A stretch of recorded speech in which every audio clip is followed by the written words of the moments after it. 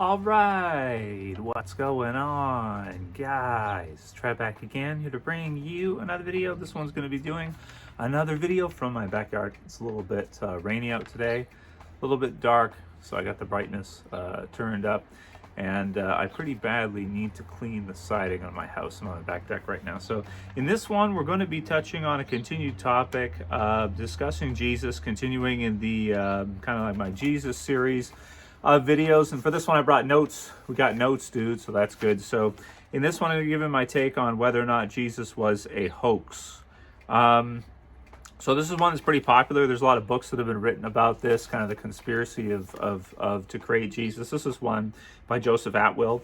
It's called Caesar's Messiah, the Roman conspiracy to invent Jesus. There's people who say that Jesus was a Jewish deception and things like this. There's a lot of different ones. Pauline Christianity being essentially made up. Jesus didn't exist, all this stuff. So we've done some videos discussing Jesus' existence. I've got written down here, if you consider the Gospels as having five authors involved with them, which is the number that's usually accounted for them.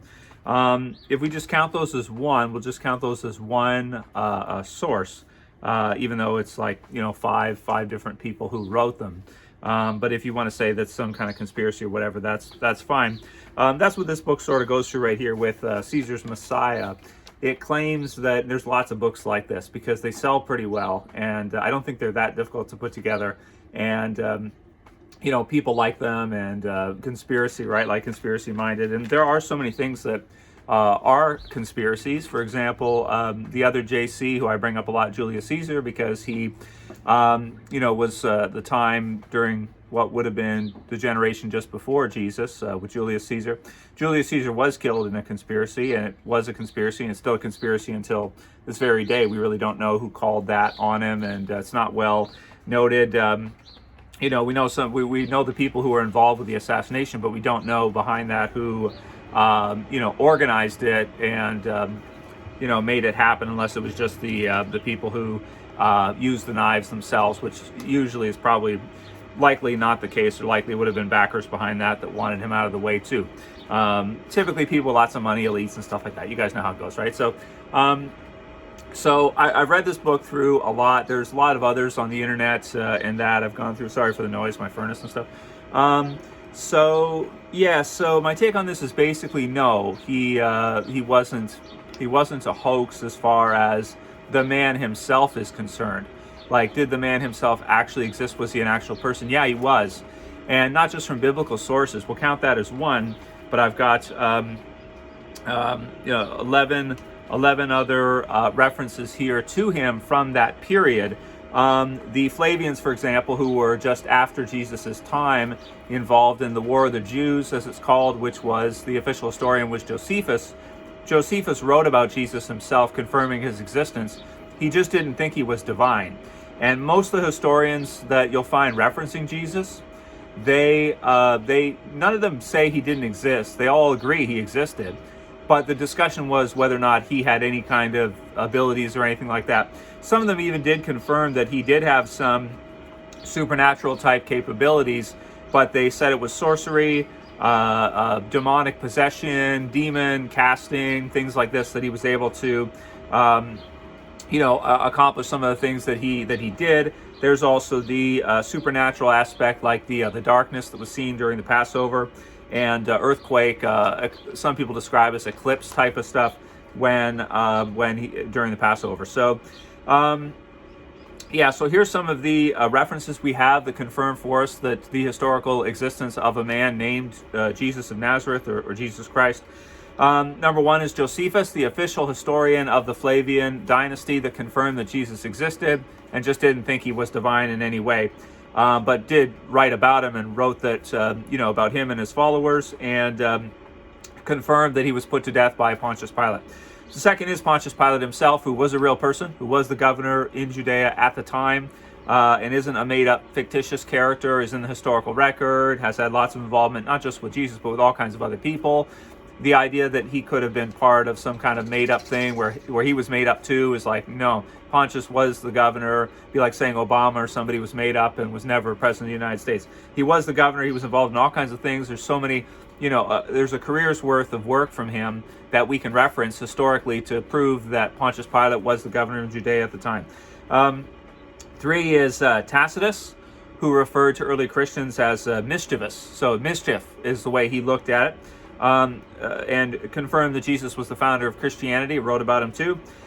Just said that these mischievous, these annoying Christians, because a lot of the Roman higher-ups, they didn't want Christianity at the beginning. They didn't want to have this religion based off of a commoner or peasant, carpenter, wise man, preacher person. They didn't want to have a new religion based on that. There was the Talmudism, or like what we think of now as Judaism, already in Judea and everything. And then the Romans wanted the people there to worship their emperors as gods. So they had a concept of divinity, which is that if somebody contributed to Rome and to the system in a profound way, then they would be could be recognized as divine, as having been sent from God, like Titus, which is described in Caesar's Messiah, who there was a Jewish rebellion in and around that time, constant. The Romans had so much trouble with the Jews that Titus went in and he basically starved them out and smashed them pretty much. So they honored Titus as well as a son of God, or as having been, his campaign as having been a godly, divine type campaign. So they had a different concept of divine than we do now. They had a concept that if you did outstanding things in your lifetime, and if you were,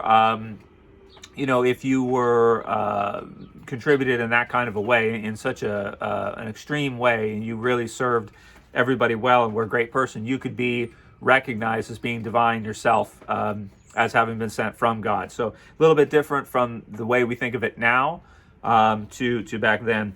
We've got Lucian of Samosata, who didn't really, from his writings, said that Jesus was not divine either, but confirmed he existed. Pliny the Younger to Emperor Trajan, who was having issues because they were, torturing some of the early Christians and stuff, trying to get them to stop worshiping Jesus and instead worship Emperor Trajan. So that's number 5. Number 6 was Celsus, who also wanted to tried to disprove Jesus' divinity as well, and basically didn't like him, and said that he was a bastard from a Roman soldier, Panthera. So didn't like him as well, but also confirmed that he did exist. Number 7, Gaius Suetonius, 69 to 130 AD. Like I said before, the Gospels, which I count as just one. And then we have the Babylonian Talmud itself that referenced and confirmed Jesus' existence, but condemned him, saying that he practiced sorcery. So that's not really allowed. Idol worship and all that stuff, the Jews don't really like it. So, that's involved with him being killed to begin with, and then afterwards. So that's number 9. Justin Martyr, number 10, and Ignatius as well, number 11. So that's what I got so far. Now, there are many others you can find, but I'll just keep it there for those ones, the people who referred to him. Most of the historians, like Celsus, who's of note, didn't like it. So if you try to say it's like some kind of hoax or conspiracy or something, I don't think so, because a lot of these people, like Josephus and Celsus and many of the others, Pliny the Younger as well, they had a lot of problems with early Christians. They didn't like them, and they didn't want it. The emperors didn't want it either, because they wanted to be worshipped as gods as well, which was common at that time. And so the question really wasn't, to all of these people who were involved and to the Romans, really the question was not, did he exist or did he not exist? They all knew he existed. The question was he divine or not? That's the question. And questions what you think about someone being divine. Can they earn divinity through action, or are they just given it just by default, son of God, whatever, what have you? Like with Titus's campaign with the Flavians as being also thought of as a son of God, because with Vespasian and him being able to kind of, through war, finish off and stop the Jewish problem for then, anyway, until for that time period anyway, let's say. So that's the video. I hope you guys liked it. And again, see, that's the thing. But it's easy to say off the cuff to just dismiss the whole thing right away because of all the claims that are made about him afterwards, and to just say, well, he didn't exist. That's it. There was no person by the name of Jesus Christ. But there was too many people disconnected to have been involved. If it was some kind of conspiracy or hoax or something, people that were unaffiliated with each other, people that weren't in the same locations, in the same time periods, in and around there. And the official historians confirming, I don't see any benefit, to them having, confirmed that, or any reason why they would do that, any kind of gain for them to do such. And it wasn't until Constantine later on, a few hundred years later, with the Council of Nicaea, when they made it the official religion. So it took a long time, and people like Pliny had a lot of issues.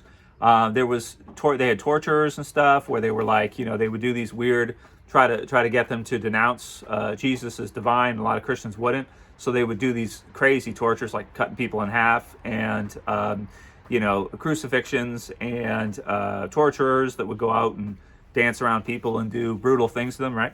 Horrific, if they wouldn't denounce Christ, if they wouldn't denounce their religion and start to worship the emperors instead, because the emperors didn't like it that they were worshiping some guy. So from their perspective, that is not to be offensive to Christians or anything like that. But so that's the video for today, guys. I hope you liked it. As far as the darkness and earthquakes and stuff, there's also several sources for that. The sorcery and all this stuff.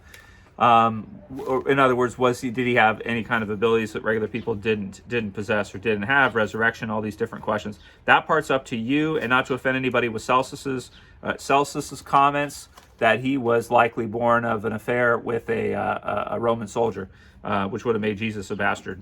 Not to make all the Christians squeal, but could be the case. Also Romans, so the depictions. Also, people get mad about the depictions of Jesus, which we've done some videos on already. That Jesus had dark blonde hair to light brown hair. It's up to you, but the early depictions depict him as such. If he was born, as Celsus said, of a Roman soldier, then that's where you get the Aryan, white Roman part of that. But if he's divine and he's virgin birth, whatever, that part's up to you. Okay, that's not the topic of discussion for this video. The topic of discussion for this video is, was he a hoax or not? Answer: no, he existed. Yes, he did exist. It's kind of silly to say that he didn't. Way too many references to him, not just in the Bible, but externally from official historians of the time, who pretty much all agreed he existed, just didn't accept him as divine. That's all. Probably some of them would have accepted the emperors as divine at that time. So that's it for this video, guys. Thumb it up below, share, favorite, and subscribe at the bottom if you're new. See you again soon for another. As always, Trev, saying peace later, guys. See you soon.